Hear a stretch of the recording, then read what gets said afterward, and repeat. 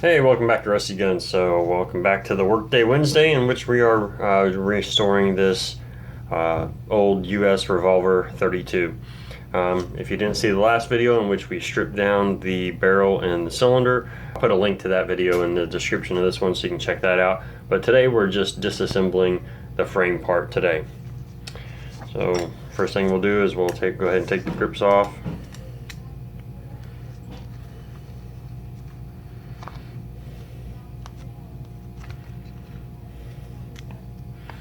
And it looks like it's just going to be one long screw that goes all the way through for both grips. I'll go ahead and set those down here.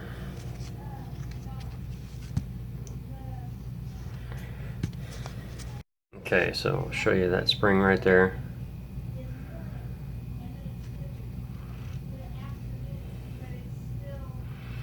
Now, I'm going to warn you guys, if you're doing a revolver that does not have plates, which doesn't have a side plate like here or whatever that you remove, to get everything back inside, the hammer and all that stuff can be a pain in the butt. It can be very tricky.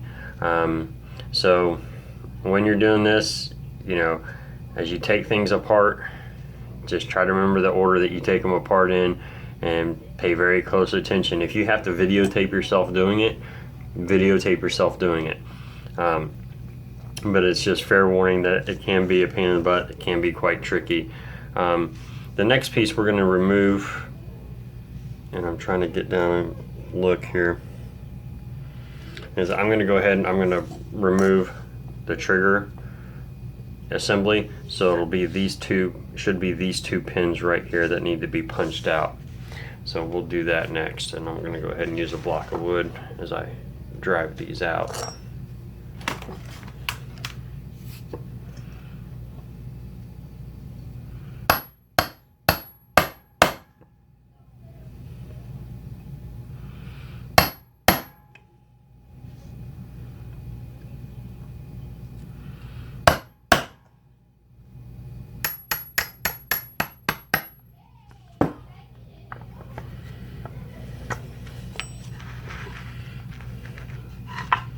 Alright, you can see we got them out like that.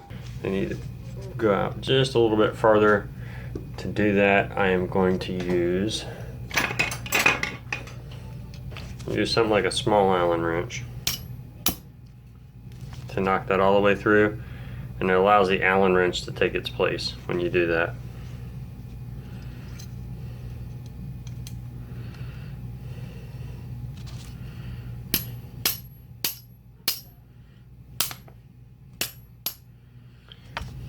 If you break an Allen wrench, you break an Allen wrench. I'd rather break the Allen wrench than to screw up one of these pins, because the Allen wrench I can replace all day long for next to nothing. Alright, so we got those two pins out.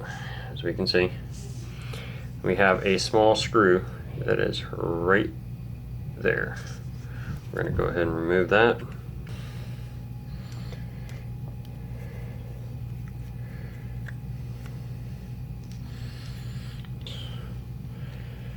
So, alright, so there's that screw right there. We'll set that down. And there, now the trigger guard comes out.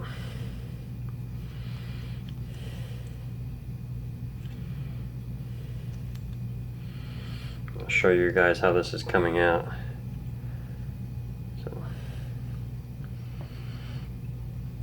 That's what that looks like, how it's set up so far. Trying to do it this way so that if anybody ever does this and they want to watch a video on how it comes out of there, so you guys can see. I'm trying to make sure I take my time so I can show you guys. So that's going to come out like so.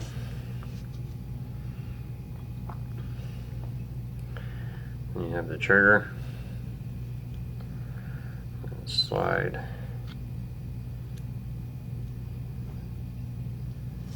the trigger out.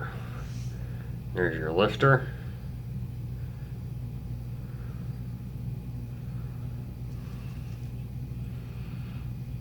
there's like the little pressure spring that was up inside there that screw went to. Kind of locked tension onto the trigger. So now that that is out, that is what we're looking at. Okay. This little wire spring right here is one that is difficult on all of these older revolvers. You have to make sure that if you disassemble this trigger, you know, because you can take out the sear and the lifter and that little spring, you have to make sure that little spring goes back in correctly. If you don't get that in right, the gun's not going to function once you put it back together. So on all of these, always pay very close attention to how the springs are set up. And what I like to do until I get ready to reblue each piece is I will actually set the pieces back kind of in the position that I took them out. That way, because like I said, when you put this thing back together, it can be a pain in the butt, so you want to make sure you get everything back together properly. Alright, so the next piece we're going to take out, we're just going to remove this screw. That should relieve our hammer. Feels like it's coming out, feels like it's unscrewed all the way.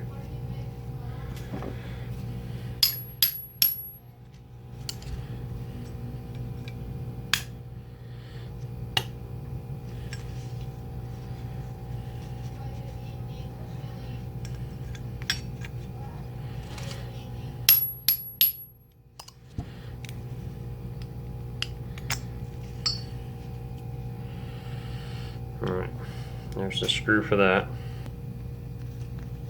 Spring out.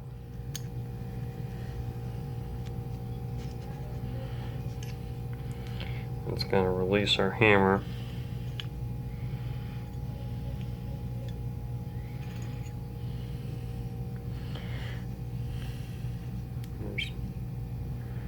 See that small spring up there?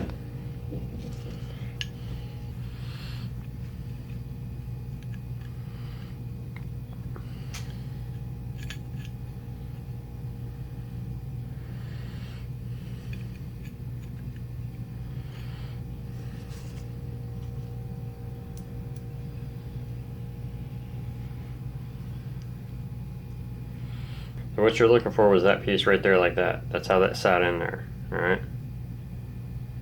And then that piece came out of it, and then we had this piece. And it looks like these were case hardened.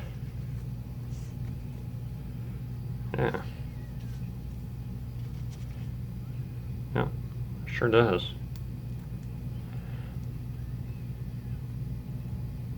So let me show you that.